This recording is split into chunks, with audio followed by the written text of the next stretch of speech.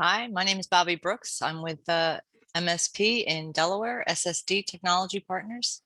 Thank you. My name is Dusty. I'm with NDM Technologies, MSP, MSSP in Washington State, and looking forward to hearing about how to measure customer satisfaction, but I'd also like to know how to measure employee satisfaction. That'd be Right? Yeah, employee engagement is very big these days. Yeah. Sean? Hi, I'm Sean Doyle from Release Team out of Denver, Colorado. Nice to meet you, Sean. And Amy? Hi there, it's Amy from Intermedia. Right. Okay. Yeah. So I was asked to talk about how to measure customer experience in this meeting, and happy to be very happy and excited to be here again. Just to give you a very quick background about myself, and then we'll keep it very interactive. I will start with what we do at Intermedia and what I have done before, and then let's have a very interactive session. Ask me questions, or I can ask you questions, and we can all learn from each other. Would that work? Okay. So my quick background is about 27 years of a career in customer experience, customer support, customer service, warranty services, etc. that I have been in all my career. I've been in technology companies I have worked for. So my career started with the San Francisco company, which was a communication company. I worked there for 12 years. Then I moved to SanDisk and Western Digital, if you are aware of the storage companies and technology storage. And over there, I managed support and warranty both. And then I moved to Intermedia, which is a cloud communication company as well. And I worked there as a client services executive vice president. So that's a little bit about me. Any questions, please do ask me, and I'm happy to answer that. And please chime in, please make this as interactive as possible so that we have a good time together. I will go ahead and start a little bit with customer experience, customer satisfaction. And then Dusty also asked about employee engagement. Those were the two topics, right, that we wanted to, and anything we want to add in next 30 minutes or 40 minutes that we have, we should add that. So anybody wants to go first with a question, or should I go ahead and start? I just want to keep this as interactive as possible. Go ahead and get started. I would suggest, I'm sure I'll have plenty of questions along the way. Okay, all right. I haven't made any slides because I don't believe in death by PowerPoint ever. I am a very conversational person. So just want to make sure that we have a good dialogue together. So measuring customer experience, different companies do it different ways. And I am not going to touch about bigger companies because they have tons of resources, and that's not I'm looking for. Our group is how quickly and how efficiently that we can manage our customer experience and measure our customer satisfaction. That's what I think we should focus on. Tell me if I am off trail on that one, then we can adjust the conversation as well. Okay. So what do we do? So the first thing is I keep it very simple in terms of measuring the customer satisfaction. So two things we measure.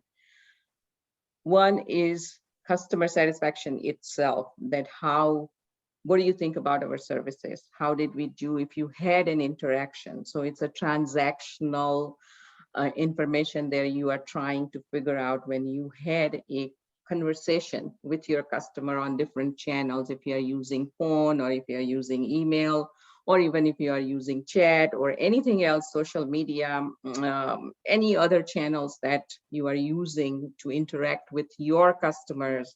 What is their satisfaction level when the transaction happened? That's the first measurement that we do. And second, very important, at least to me, is Net Promoter Score. That is extremely important, and it's a very sensitive, if you will, measure that tells you a lot. And I'm sure that everybody knows about Net Promoter Score. If you don't, please let me know and I can tell you what it is. But I would assume that there is an underlying assumption here. So don't let me go ahead before you tell me that, yes, you are all aware of it. Uh, Excellent. So Net Promoter Score, again, can be measured in different ways. At a transactional way, at your company level, you want to decide how you want to measure it. So Net Promoter Score generally tells you that it's kind of word of mouth, if you will.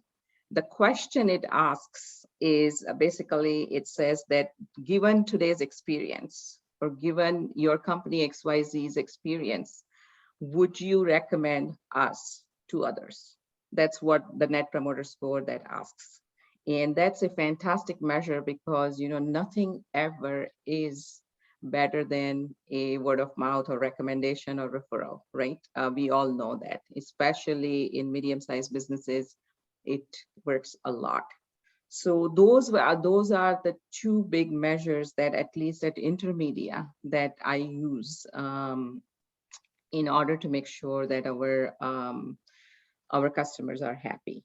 How do we collect that? That we will talk about in a minute. I also want to tell you that, you know, just for Intermedia, we do have JD Power certification as well, and we have been winning JD Power certification for the last 5 years, which is very, very, of course, difficult. You know, JD Power is not an easy thing to do.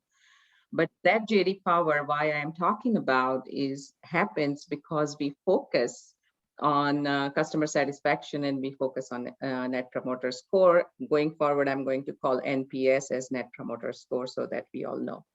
So how do we measure it? That's the question. And do we spend a ton of resources, ton of money? Not really, actually. It's in a way, if we have to spend ton of money and ton of resources, then it's kind of very difficult to, you know, justify that cost and the ROI as well. So what do we do? So every interaction that we have, we send a simple plain email. And within that email, we ask certain questions to our customers. And we also have actually added within that email, after each transaction of a phone or a email or a chat, that you know, we put a NPS, transactional level NPS question as well.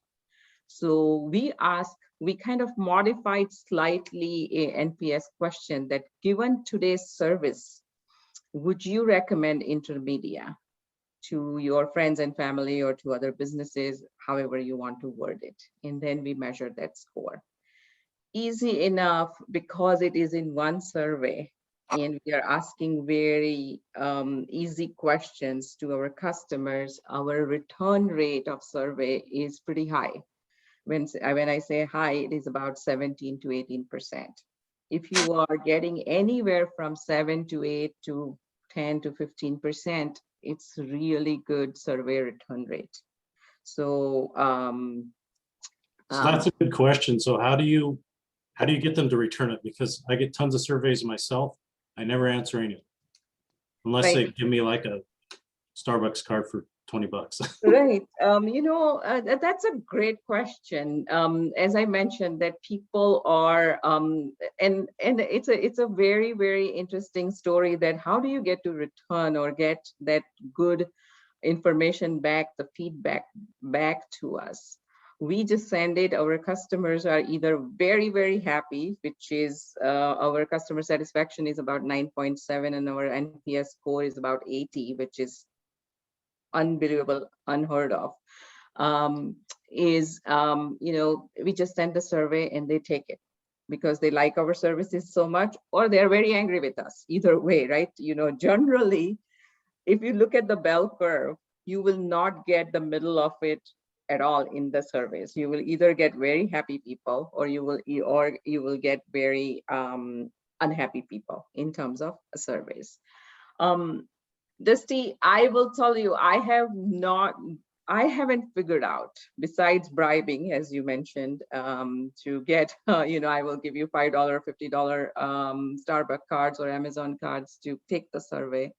But luckily enough, so far at Intermedia, we are getting huge amount of surveys back, and our idea is to make sure that we listen to the feedback, and we actually, whenever the feedback is bad in the sense that the score that is given to us is less than 9.5, then we do get back to and call the customer and figure out what's going on. So not a very good or precise answer. It's not a science, unfortunately, that anybody can figure out that what will work. You can probably create some incentives, maybe give a service for a day or 2 days free, but then your billing will have a problem and they will have to have that ready, obviously, or some kind of a discount. Maybe that's the way to lure your customers to take the surveys. Just giving the card may or may not even, work out. It might work out just for the first time. Next time they will not do it unless you give them the card. So not a great, there is no good answer, to be honest, for that. Okay, so far, are you guys using emails? Let me ask you now questions to you guys. Are you guys using email, any other channels to survey your customers, or what? I'm going to let you guys talk, and I'm going to take a pause here. So, Yeah, at Alvaro Networks, we tried doing some email surveys a few years ago. I want to say 3-4 years ago, with really poor results. We even worked a second campaign working with the app developer. It's basically after a service ticket's closed, the client could respond with a happy face, a medium, an unhappy, not a happy or unhappy face, or a sad face. And even though I feel like we have really good relationships with our clients, it was a very dismal, a super dismal. I don't even want to say we were getting 2 or 3% response rates on those. So we went back to doing something that we've been doing for years that does work pretty good. And because unlike Intermedia, where I think you guys have thousands upon thousands of clients, for us, we have about 60 clients that we invoice over the course of a year. And really about 25 to 30 of them really matter. And so periodically after a service interaction, we don't do it with every service ticket or interaction. We actually call the client with a very, very basic question process that our service dispatcher does to ask, what the service experience was like. I won't get into the particular questions, but at the end, she asks to have the service experience rated on a scale of 1 to 10. And if it's anything less than a 10, this is really, I think, where the big money comes in. If it's less than a 10, she asks, what could the engineer have done differently to get you to rate it a 10? Rather than just leaving it at a number, we really want to fish out why they didn't think it was a perfect service experience. And a lot of times people will rate it a 9. They'll just say, well, I don't give 10s. So we kind of treat that as a 10. But if it comes in at an 8.5 or a 7, that's when it gets really valuable to say, well, what would have made it a 10? And they'll usually tell you, about something about the experience that they didn't like. And then we review that at a twice monthly staff meeting that we have. And we go over all the reports. We go over the good ones, the bad ones. And unfortunately, I don't want to say there's bad ones, but the ones that are less than 10, we make it a learning experience for the entire company about what happened on that interaction that less than the client. Right. That's So good. basically, Only had the same experience I did. I used probably that same tool with the smiley face, and we got nothing back. And so after several weeks of going through it, we just abandoned it and returned it. But I like your idea with the phone calls, what you use there. That's interesting. Yeah.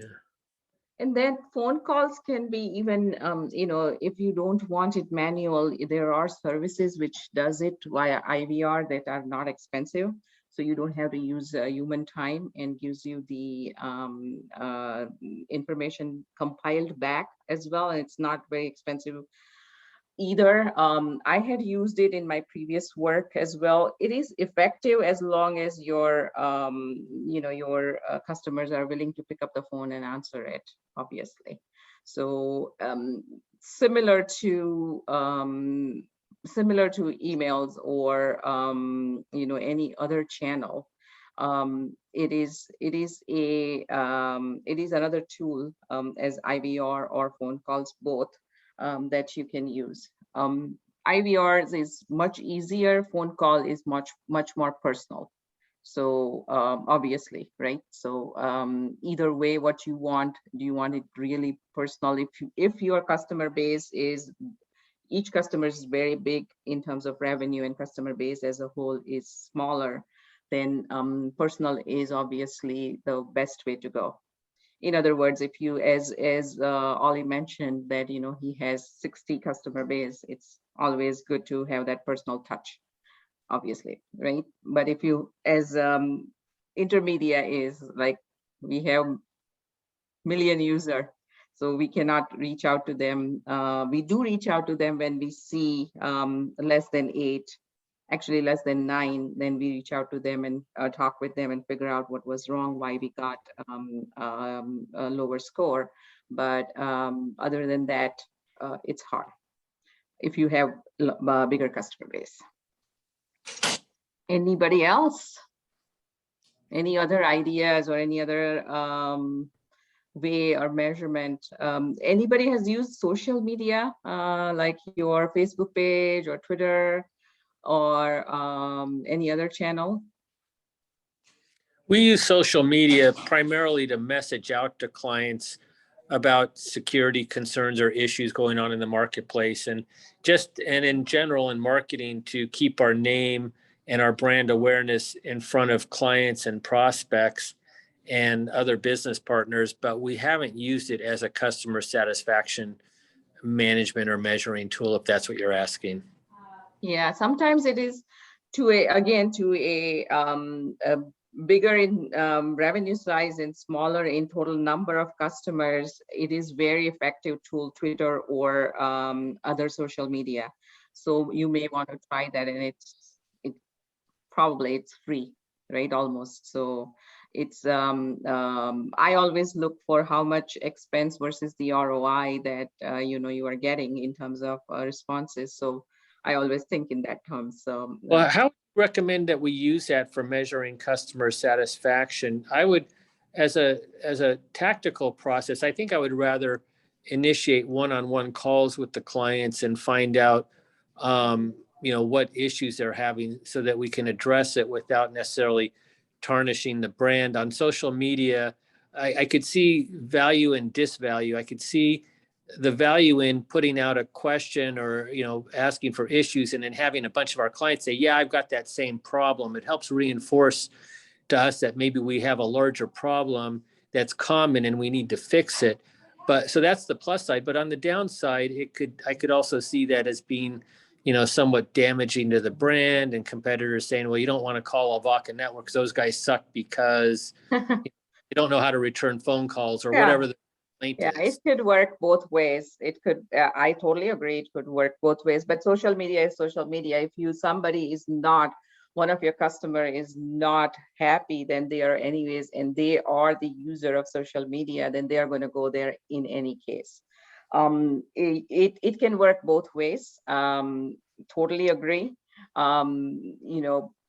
It's whatever channel is suitable for your type of business is the question. In my mind, social media is a tool to use your brand differently. So there is always a downside to social media. So if you're ready to take that, then it's a good channel. If you're not, then don't use it, obviously. So Anybody else? Bobby or Sean? Oh, well, I can tell you that we used the Net Promoter Score. I want to say maybe 4 or 5 years ago. And what Mhm. we did was we just sent it out using our email agent and sent it to all of our primary and billing contacts at all of our customers. And I thought that was a good avenue. We got a pretty good response rate on that, but we haven't done it since. Interesting, actually. And I wrote it down before you started, like, should we start this? Should we do it again?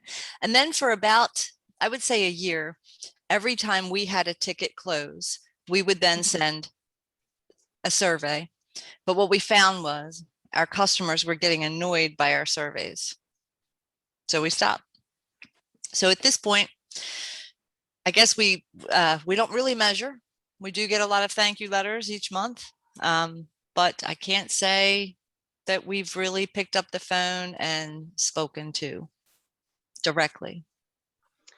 So I will tell you what we do at Intermedia at the company level, measuring Net Promoter Score, which is very important. As I said, why I am very focused on Net Promoter Score is it's a very sensitive tool. It tells you very, very quickly what your customers are thinking. And, if your service actually goes even a little bit, good to not so good in 1 month's time, your scores will tell you if you are, measuring NPS in different way. So you let me suggest, then you suggest that you do the Net Promoter Score more regularly because it gives you a gauge to measure changes. Oh, consistency. that's of your interesting service. because it would really quickly reveal anyone on your, just say, support desk that might not be a good fit. Right? Interesting. Absolutely. Okay. Absolutely. Thank you. I don't So know why will we tell thought. you- Yeah. Yeah, Go go ahead. No. Finish I'm your not thought, sure please. why we thought to only do it once and really didn't think to even do it even quarterly, Hey, So Bobby. let me, yeah. Yeah, Dusty. So you piqued my interest there. You say you get a lot of thank you letters. I think I've only got one in our 28 years. I mean, Oh. you must be a very polite company or polite Nick of the Woods because I have not seen thank you letters. I mean, what prompts them? Okay. Well, I will tell you, when we take on a new client, they are given the president and the vice president of technical services direct email address. And we use an onboarding card. And we say that on there, absolutely, if you're having a problem, please let them know. But we also love to hear when our staff are doing a great job for you as well. And then what we do is we read those letters at our monthly staff meeting, and any person identified by name gets a gift card for going above and beyond. That's great. It has really created a very nice. That's where your employee engagement is now. Yes. That's to your conversation, your employee engagement. You are creating that interest in the employees as well, because nothing is better than a customer's reference as a employee doing well. Are you finding, Bobby, that your employees are gaming that at all by telling their customers, choose me, choose me? We don't feel that that's the case. I wouldn't. Now, can I swear that has never happened? No. But do I believe that is the common? I don't think so.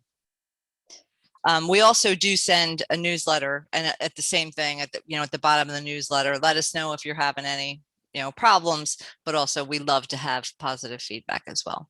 And then again, in those newsletters at the top, it's not direct Net Promoter Score, but we do say, ask for Google reviews, or, and we rotate it. We'll ask for referrals. If you know someone who's got a need, please let us know. And we do get both, the reviews, the Google reviews, as well as some referrals that way. Dusty, I just want to real quick touch on that employee engagement piece in your area. So I do not live in a polite area of the United States of America. It's Northeast, like Philadelphia, Oh, yeah. Wilmington, Delaware area, right? We're really not that polite. But as far as employee engagement goes, I'm not sure if you have best places to work like around your area. It's kind of a program that the newspapers will typically run, or whoever Yeah. produces the newspapers. I have seen those programs, best place to work in America or best place in Spokane. Yeah. And So the companies that I see get that, I see that as just a real ongoing thing every year to Mhm. obtain that. But Well, the way the process worked for us, so we've only done it once and we won't do it again, but it's only because, it costs you money in the end if Yeah. they want to promote that. But you do get the surveys to give to your employees and they handle it. So it's anonymous and then you get the results back. So it's worth participating in, but then just tell them no, thank you if you don't want to spend the money on the actual promoting it. good to know. Just a recommendation. Thank you. So Bobby, to your point, at Intermedia, we actually use, as I mentioned, Net Promoter Score, and it's why I am using it and how I'm using it. So I use it in two different ways. That I take our customer base and probe them as a whole at a company level twice a year. So what I track is every 6 months, what's the change in terms of scores, right, by customer. And then also for every interaction that happens at support level, billing, onboarding, technical support, any of the customer service related conversation that happens, all of that we track at a transaction level. So it's, two ways to gauge that at a company level, how we are doing, which is our products, our services, our pricing, all of that is kind of, we get the feedback, and people actually write that, your products are very good, your billing is not good, or whatever, there are lots of feedback that you get, but then you probe that part of the customer base every 6 months and kind of track it as well. So where the sensitivity is, you can figure out that, is it your product? Is it your service? Is it your billing? Is it your onboarding? Everything about your company can be probed basically. And again, it's easy. It's nothing that you are going to do extraordinary in terms of, manpower, or in terms of sending the surveys with whatever channel you want. Generally, NPS is always much better on email. Sorry, go ahead. You were trying to say something, Bobby. You're on mute. You're on mute. So my understanding of Net Promoter Score was really, you ask one question. The question being, how likely are you to refer Mhm. my company? Right. But it sounds like you then follow up with another question, or is it based on the tickets and that's how you're? I modified the question slightly. Okay. So, but it is the same question and same way of calculating Net Promoter Score. I said for company level, I did not do anything. I kept it as is, the actual NPS score. But for transaction level, when you or Dusty or always sends a information, I said that given today's service or today's experience with our customer support, would you recommend Intermedia to others? And amazingly, it's easy, right? People are going to either give you 9, 10, and anything below 9, 10, you're done. It's not good. We don't want it. You don't want it. So it gives you why I am talking about NPS so much. It's for any size of company, it is a very good gauge. It gives you from time to time, even if you do quarterly or once in first half of the year and then second half of the year, it will tell you where your services are and where your company is and where particularly is the problem evolving, or problem has evolved. So that's a very good idea. Now, Dusty has a very good point that, hey, I don't get the people are not responding. What do I do? Dusty, at that point in time, you might want to bribe them in different ways creatively to get that score. If you are interested, maybe just as a suggestion, try it once and see if their NPS score works for you or not. Worth trying, right? It does give you a good gauge. Amy and Jane, Jean, is it? Yes, it's Jeannie. Yes. Jenny, you are very quiet, so I wanted to ask anything that you want to talk about, or Amy from our intermedia wants to chime in. I do not have anything. Thank you, though. Okay, Amy's our marketing person, and she's very good at it. Thank you. Yeah, nothing more to add. I think this is a great conversation, though. I Right. appreciate you doing this. Okay, I think we lost audience, a couple of them at least. I don't know, maybe it wasn't very interesting or whatever. Dropping like flies. And Getting late in the Ollie day. Well, I don't know said where he they are. had to step away for a moment, so. Okay. What else can we talk about, or what else should we talk about? Engagement surveys, Dusty, for your conversation. So again, at least from my side, I will tell you what we do. Well, I don't know. Bobby, are you in leadership position in your company? I am Director of Marketing and Sales. Okay, so I'm the owner of the company, and we're going through this whole sea change of trying to bring people back. They don't want to come back. Okay, we'll do hybrid. They don't want to do hybrid. Okay, we're remote. Yeah. So, and secure the workstations. Ugh, it's a test in flexibility. I feel like a contortionist that has to bend over 4 times. So that's our whole challenge. And through it all, I'm trying to balance customer satisfaction with employee satisfaction, but sometimes it becomes employee entitlement. And I don't know, it's been a real challenge for me as the owner of the company for the past several months to try to move things into a positive mode, because my belief is that if I don't take care of my customers, somebody else will eat my lunch. And it's kind of gone by the wayside with the COVID pandemic, but I think it's going to kind of start swinging back. So I'd like to know your idea, Bobby, on the east side of the continent, what you see coming down the pipe with that. Do you mean with the hybrid workforce, or is that more? Yeah. All of it, yeah. And where do you think the customers are going to value? Are they going to value that your employees are happy because they're working remote? Are your employees going to, because they're working remote, going to be happier and going to convey that to customers? And it's it's a whole new challenge. It is a new challenge, Dusty. I understand. One of the things that we have decided to do is, because it worked out so well for us to have so many people working remote, prior to the pandemic, the owners of the company would never have thought to let any of the service desk workers work from home. Like, it just, other than in a natural disaster, right?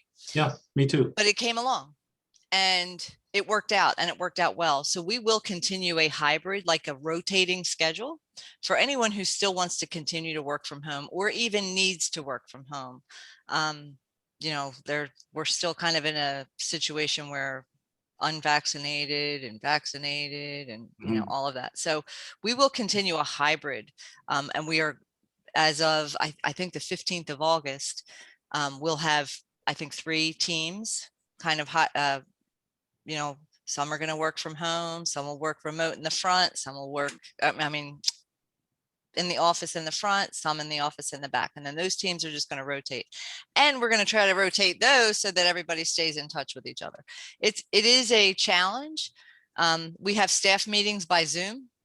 We have 70 employees, so yeah, there's that screen gets pretty full, but I don't know. You have to do what you can. I know. You do. But I have a feeling that the competitive nature of business is going to eat the lunch of employees into enablement at some point. Maybe I'm wrong. Maybe everybody's going to be all forgiving, and they're going to overlook the fact that they try to call an extension and it gets hung up on because their phone isn't forwarded right, or they hear the dog Right. barking in the background or the baby crying. So I'm sorry, I'm kind of derailing and taking a rabbit trail, which I hate to do but anyways. I thought you'd take a chance with Bobby. She seems so open on this. No, that's fine. Please go ahead. You guys, whatever works. Yeah. We are a small group, and what works and what you need to get out of this session. Yeah. Well, No worries whatsoever. and I think that's why this is so poignant, because I'm concerned about my customers, happiness factor with employees that are remote, because I don't know what happened, but all my guys grew beards and they all look really, is that what happened to you, Bobby? Because it's like, and so And long hair. I mean, their hair. and so they don't. Well, so I they haven't don't- had a cut. I have long hairs. You're women, that's fine. But see, so they don't turn on their cameras. And so when I have a staff meeting, about 4 of them turn their cameras on, the rest are off. I'm like, do I have to say all cameras on? Right. That has been talked about. I want to say this past week, I've come across, or the past 3 days, I've come across that comment multiple times, that texts that will not turn their cameras on. Come on, guys and gals, Yeah. Well, yeah. at least guys can grow beards. Women, I don't know what to do. Anyway. Do you have a policy where there's no beards? No, but I was just curious. one of my guys, his hair was growing to the middle of his back. It was so long. I mean, I'm like, wow, who are these guys? I don't recognize any of them. And Dusty, Dusty, do they get on camera with the customers, or when they are talking with the No, customers? they won't. They don't turn their cameras on. Right? So, Yeah. so So there is no connection that they can establish, right? yeah. Yeah. And in their mind, they're totally rationalized it by thinking, well, I usually just talk to them on the phone or email, and so why do they need to see my face? Well, it's Zoom, Yeah. It's a big challenge, honestly. Even with, sometimes my staff, I will tell you that it's a big challenge to tell them that when I have my staff meeting, and these are all vice presidents and senior directors of the company, and I have to tell them, come on, guys, I'm not the only one on the camera. Yeah. Well, I don't know. Sometimes I wonder if I'm really old school or what. I mean, 61 years old. And I'm Yeah. like, wow, this is totally different from what business has been for all the rest of my life. So it's This is a challenge. hard problem. This is a very, very difficult problem to manage. Managing a remote staff is never Yeah. easy. It takes Never. much more work than managing Right. in-house. And that's Right. why I think, it's just a pendulum. Is it going to end up swinging back because the challenges of all the remote oversight and everything is like way bigger? And that's my ultimate goal is customer satisfaction. So if that starts waning because guys are, walking around their boxer shorts and doing whatever, it's like, I can't have that. Yeah. So that's why I'm trying to put a finger on the pulse on that and try to gauge that. So that's, I maybe time will tell, but interesting conversation. What I don't area of feel the that- country? Sorry. I'm I- sorry. What No, area no of the problem. country are you in, Dusty? I'm in Spokane, the Northwest. Oh, that's right. You did say Washington. Okay. Yeah. Spokane, just so Dusty, just out of curiosity, I'm sure that you have done this, but general best practices guideline that are published and reminded every week, every month, whatever works out for all your employees is very helpful. That's what we do at the call centers, even because I have 500 people in my department, and about 200 to 250 are actually outsourced service providers. And all of them now in actually different countries working from their homes, right? So what do you do? That's bigger problem to solve. Oh, I see. What, do you have a best practices like that, Bobby, with remote workers? Or, because I never really thought about that. I thought, our policy manual applies anywhere, but there's nothing in there that says,